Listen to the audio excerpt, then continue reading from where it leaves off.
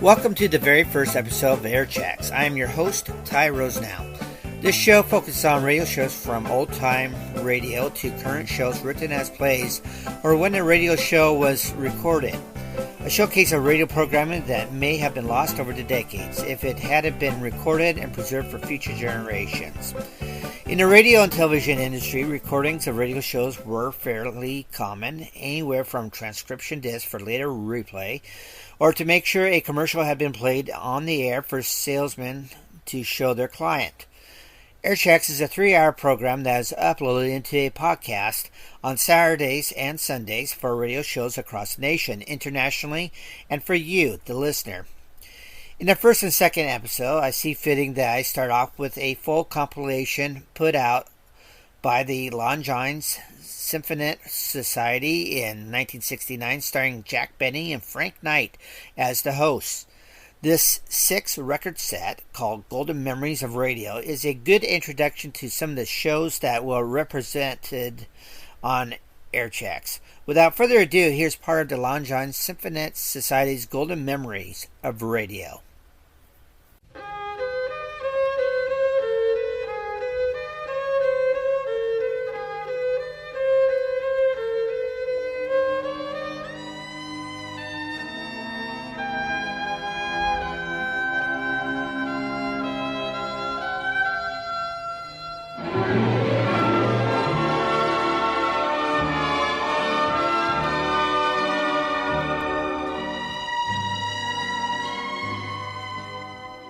Hello again. This is Jack Benny welcoming you on behalf of the Longines Symphonette for a warm visit to a magic world and to a golden treasure chest of memory, entertainment, excitement, drama, and world history.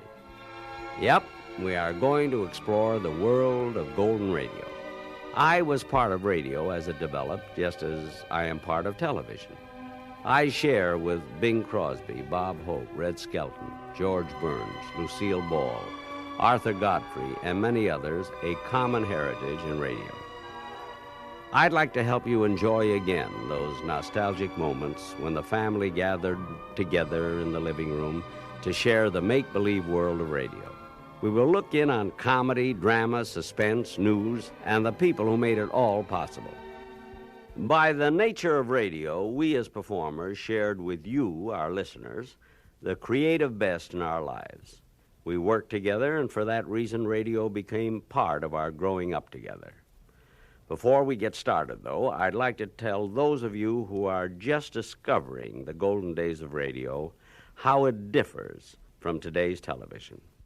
Radio was really do-it-yourself television. Instead of a big, ugly glass picture tube, you saw the performers in your own mind. You were not restricted by the boundaries of a 21-inch tube, but instead painted your own big-as-life version of each moment with that loving, creative brush we call imagination. Now, just in case you're out of practice, here's a little test to demonstrate the power of your imagination. Now, don't open that door, McGee.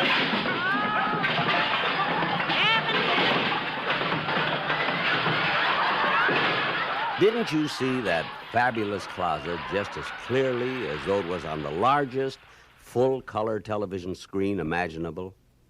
Why, every time McGee opened that door, 1 million Americans saw a closet in their own homes.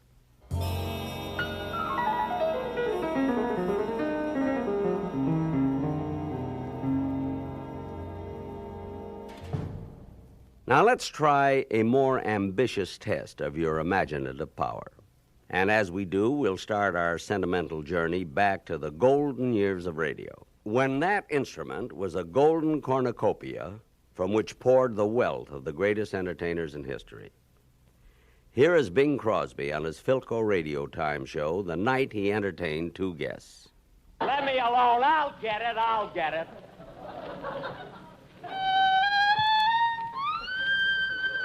Just a minute. Hey, say, you.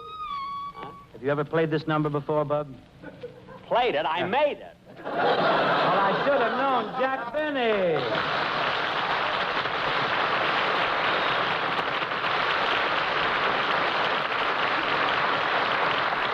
Well, I certainly expected you tonight, Jack. I expected you over, but I didn't expect to find you in the orchestra. I can't understand it. I've never played so poorly.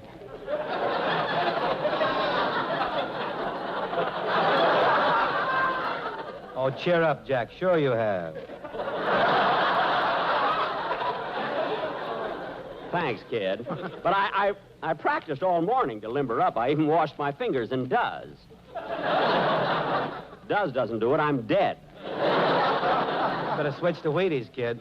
But, Jack, I thought Mary was going to come with you. Where is she? Oh, she stopped by the Musicians' Union to pay my dues. Do you belong to the Musicians' Union? Don't act so shocked. Well, never heard anything like that. Of course I belong to the Musicians' Union. I'm one of the charter members. You see, years ago I had a little band. We all joined together. Oh, I know the group well. A fife, a drum, and a guy with a bandage around his head.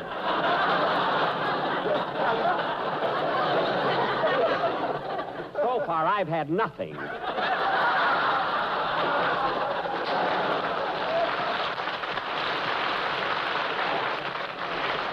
Look, I don't mean the spirit of 76. My band was called Jack Benny and his Sizzling Gobblers. Sizzling Gobblers? That's the line they gave me. Yeah. We specialized in turkey trot. That's the line. And I'll bet your drummer had drumsticks that were really drumsticks. Yeah, he used to drive me crazy with that munching during my solo. Can't understand it. Bill Morrow used to write for me. Anyway, Bing, what I wanted to see you about is a business proposition. What are you going to do this summer? I'm going to take a vacation. Well, I've got an idea where you and I could combine business with pleasure. I'm afraid not, Jack. But, Bing, I mean, this is a chance to pick up some extra money. And that never hurts, you know. Oh, no, it's spending that hurts, isn't it? That's ridiculous. It doesn't bother me. Don't knock it till you've tried it. Well, Mary Livingston. Well, get a load of her all decked out like Mrs. Astor's horse. Listen, Mary, you never get all dressed up like that on my program. Well, how often do I sit on Bing Crosby's lap? Well, you're not on Crosby's lap. Wait till I get rolling. Mary, just kidding, Bing. Nothing will happen. You keep out of this. Fine. Listen, I've been thinking of this for years, and I might as well come right out and say it. What do all the women see in Bing Crosby? Look at him.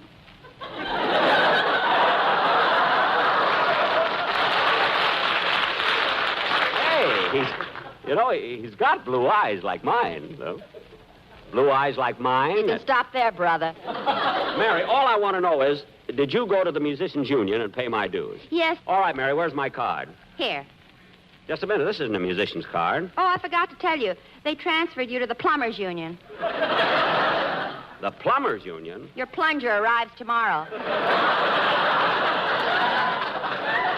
What? I can't wait to hear your first solo. Gonna be asleep on the deep, huh? Is your imagination getting tuned up? Good.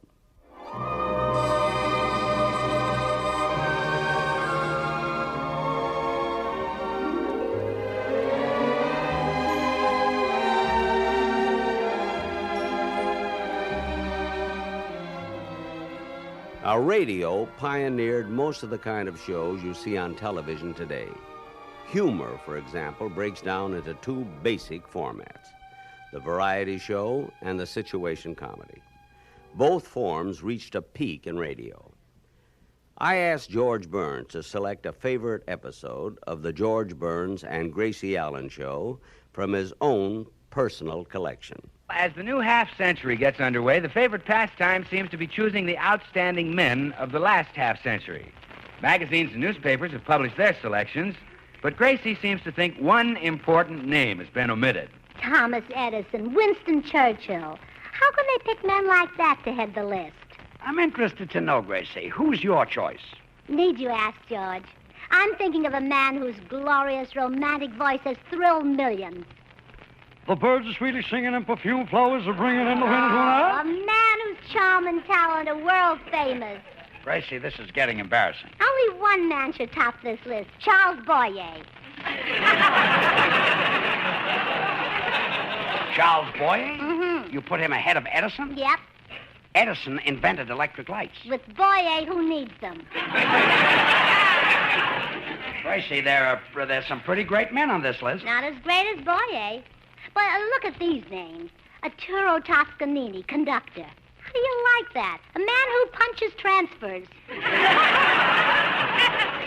He happens to be a musical conductor. All right, so he hums while he punches transfers. Hums Dardanella. Yeah, and here's another one, Einstein. Now, what did he do?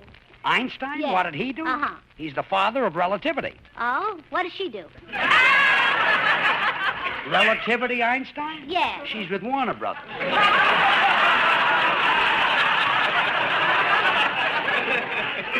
You know, Gracie, for a minute there, instead of Boyer, I thought that you thought that I belonged on that list of great men. Oh, well, you see, George, you're my husband, and I don't think of you as a man. Oh, thanks. I mean, I don't think of you as a man who does anything. Thanks again.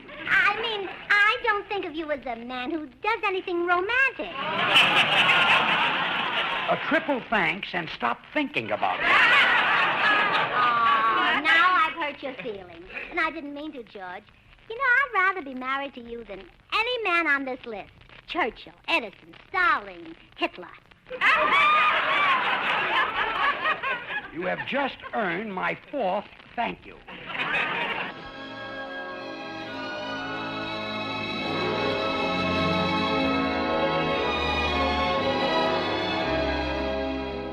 When you think of the golden age of radio, you're bound to remember the performer whose hold on the heartstrings of America spanned almost 3 generations. Vaudeville to radio and then to television. When he died, a whole nation mourned his loss. I love to spend each Sunday with you. Ask friend to friend, I'm sorry it's through. I'm telling you just how I feel. I hope you feel that way too. Eddie Cantor, of course.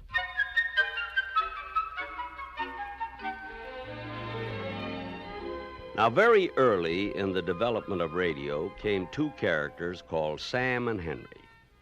Once the name was changed to Amos and Andy, a new national pastime was invented.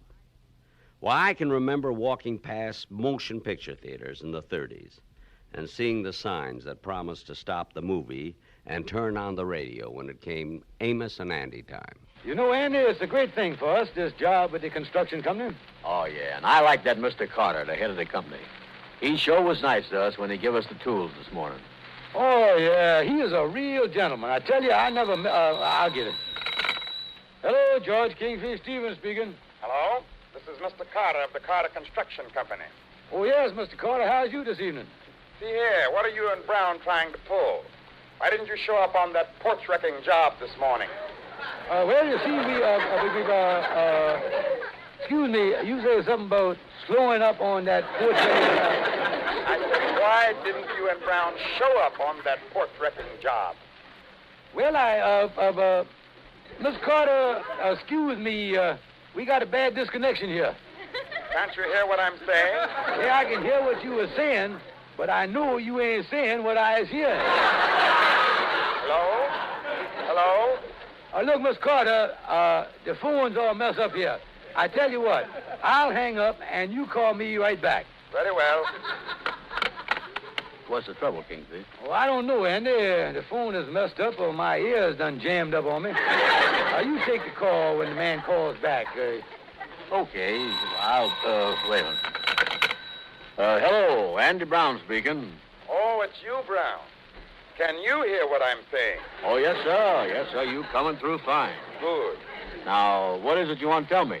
I want to know why you and Stevens didn't show up to wreck that porch this morning. Hold the phone. Kingfish, get back on here. This man is all confused. Hello, Miss Carter. Stevens back on here. Look, Stevens, what's going on? You and Brown are completely confused. We is confused. You is the one that's confused. We spent the whole day today Wrecking the porch over at 4565 Amsterdam Avenue. 4565 Amsterdam Avenue? That's fine. Well, thank you, sir. That's just great. Yeah, we thought it was a nice job, yeah. The porch you were supposed to wreck was at 666 Riverside Drive. Miss Carter, is you there? Yes? Well, Miss Carter, this time let's both hang up and don't nobody call nobody back.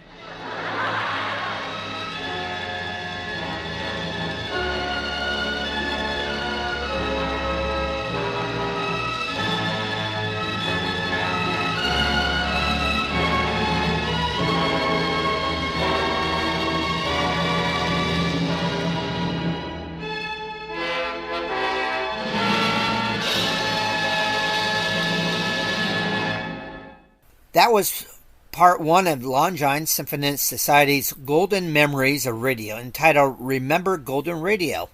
Here we go with part two, featuring daytime radio and commercials.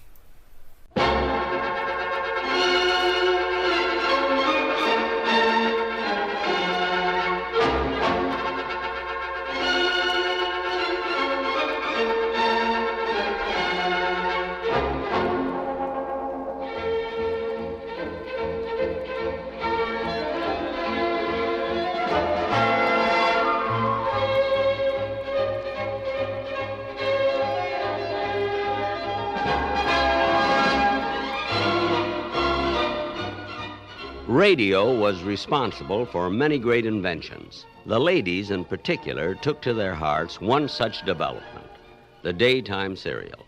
Now, this kind of drama was unique and owed its success, I imagine, to the fact that it dwelt on real kinds of problems that were solved 5 days a week. The characters became family friends.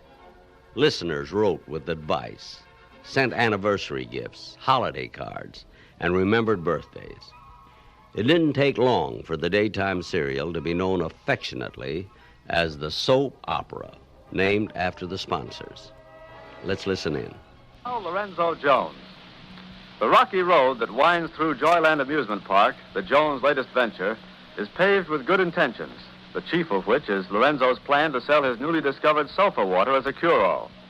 He's persuaded Belle to let him try it out, using their chicken barbecue stand as a base for operations. Lorenzo's nephew, Henry Whitcomb, thinks, as always, that his Uncle Lorenzo has something there.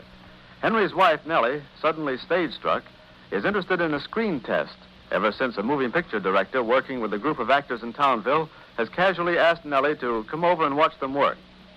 Today, Lorenzo, Belle, and Henry are at the barbecue stand preparing for the first customers to try out Lorenzo's sulfur water. Let's listen. All right, Henry, now if you'll grab hold of the other end of this barrel of sulfur water, we'll set it right here on the counter of the barbecue stand. Now, Lorenzo, you and Henry be careful. Don't knock over those glasses and dishes I've stacked up. All right, we'll be careful, Aunt Belle. No, easy, Henry. Henry, turn to this side with the spigot facing us. Yeah. That's right. There. There. Now, my good wife, we're ready for the crowd that'll come here today to try out my sulfur water. Well, dear, I only hope your new health drink won't interfere with the sale of my barbecued chicken. Well, Belle, you see, the healthier they get imbibing my super sulfur potion, the more portions of chicken we'll sell. That's right, Uncle Lorenzo. Sure. The healthier I feel, the more I want to eat. Gee, do you think we'll have a big crowd out here today? Big crowd, Henry. Well, here comes the first auto of the cavalcade now. You'll find people coming out in droves, thanks to the power of American advertising genius. Another $50 worth of handbills judiciously distributed, and we'll have everybody in the world calling for sulfur water. Well, dear, maybe you're right, but aren't we supposed to have a permit or a license to sell a health drink? What, a permit to help people regain their vim, vigor, and vitality? Well, Belle, who ever heard of the Good Samaritan with a druggist license, huh? I suppose I'm wrong, but things are always happening to us. And The following program will be interrupted for any important war bulletins.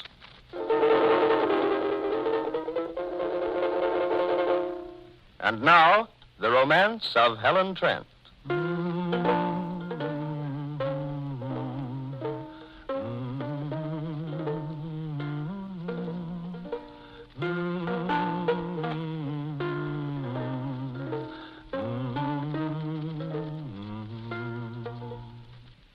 romance of Helen Trent. The real-life drama of Helen Trent, who, when life mocks her, breaks her hopes, dashes her against the rocks of despair, fights back bravely, successfully, to prove what so many women long to prove in their own lives, that because a woman is 35 or more, romance in life need not be over. That romance can begin at 35.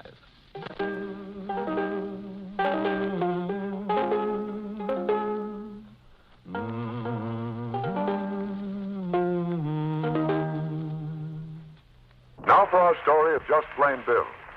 Danger threatens Bill Davidson and Nancy, his beloved daughter, and Kelly Donovan, her husband, because of the mysterious, sinister actions of Ira Brewster, who beat Kelly for district attorney by lying about Nancy's supposed parentage. Why, it's you, Mr. Willoughby. Hello, Bill. Well, I didn't expect to see you way down here in Hartville again tonight. Why, you look all in. I am rather tired, Bill. It's been a long, confusing day for me. Here, Mr. Willoughby, sit down. Let me call Nancy. She's back in the kitchen. I'll have her bring in some hot coffee. Maybe you'd like something to eat. Oh, no, Bill, thanks. Don't bother Nancy. Oh, Nancy will want to hear whatever you've got to tell me. Oh, Nancy? Yes, Daddy? What is it? Mr. Willoughby's here. You better come in. Oh, and bring some coffee, will you? Oh, yes, Daddy. I'll be in a minute. Life was never simple and easy for the real-life characters in our soap operas. Marriage, separation, illness, even death played a part.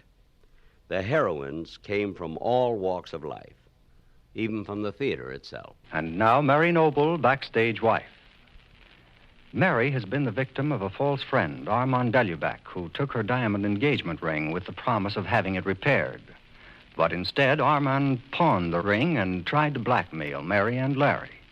And when Marcia Mannering tried to make it appear that Mary was in love with Armand and had given the ring to him, she turned Larry violently against her. And thereupon, Marcia conspires with Armand to get even with Mary and Larry.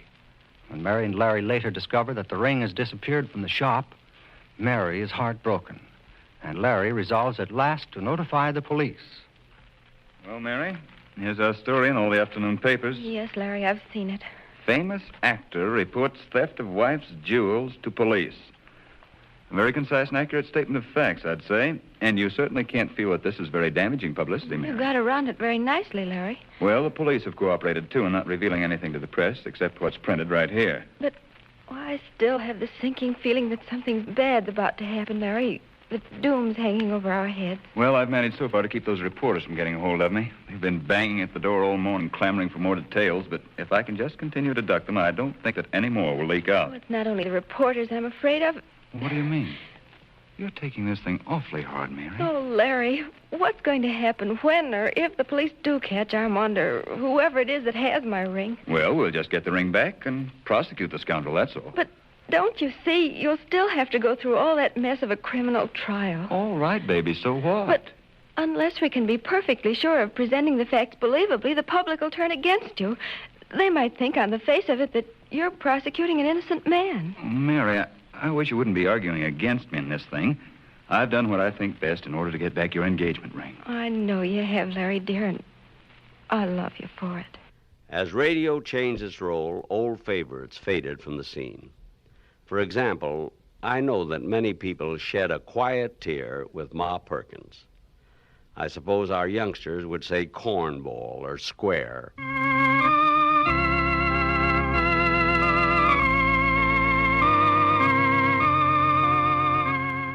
And now, CBS Radio brings you Ma Perkins.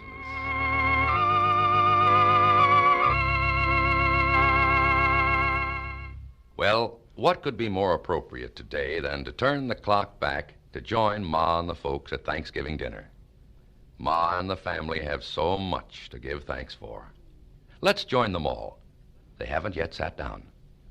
In the kitchen, we find Fay and Evie and Ma. Listen. Shuffle and Willie are so hungry. Come on, honey. Let's get the cranberries. Look at the turkey.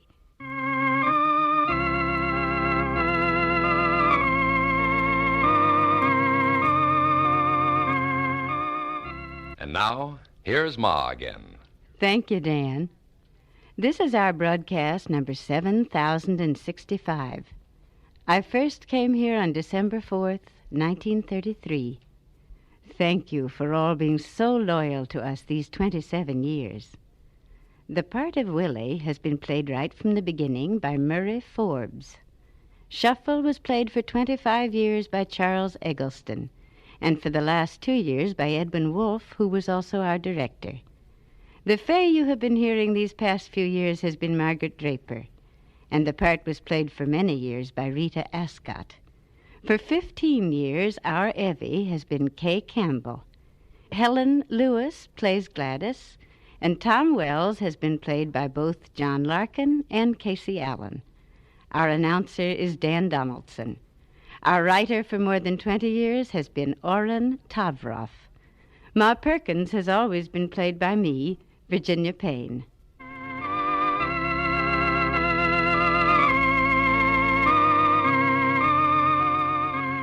If you care to write to me, Ma Perkins, I'll try to answer you. Goodbye, and may God bless you.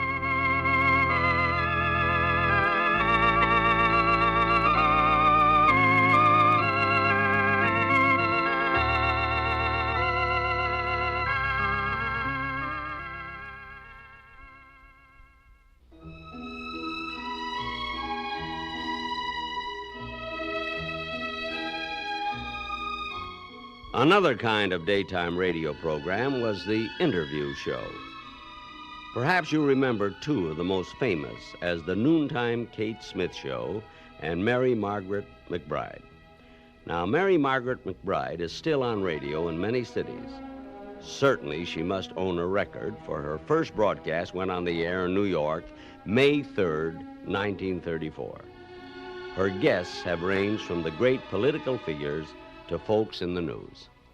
I don't know whether this is really a respectful way to speak about a vice president, but one of the boys who do some work around your office, Mr. Vice President Barkley, said to me, "Doesn't that guy ever get tired?"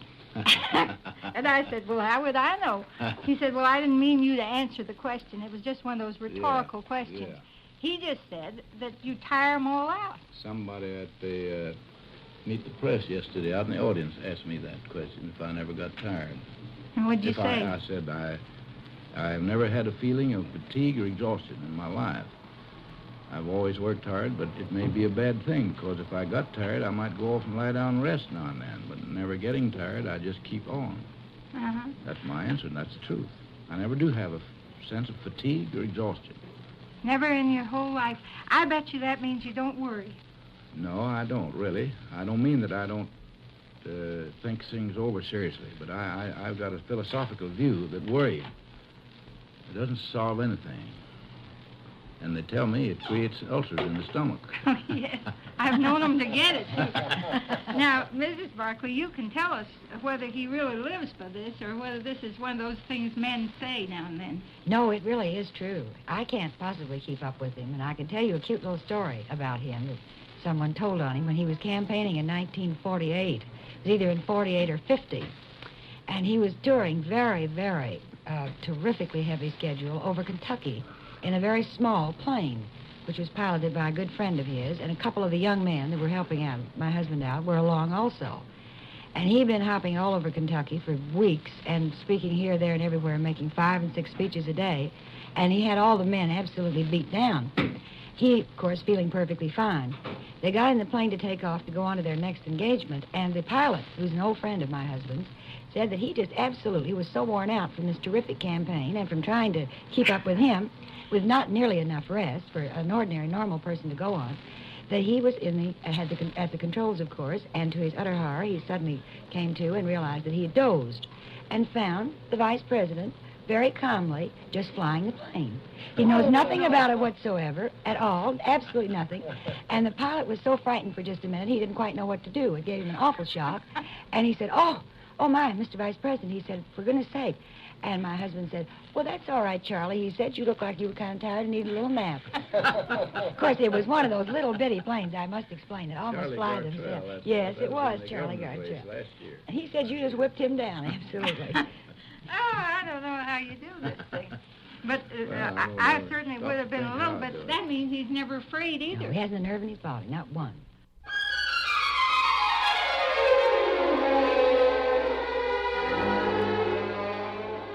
Now, back around 1926, radio invented something else: sponsors.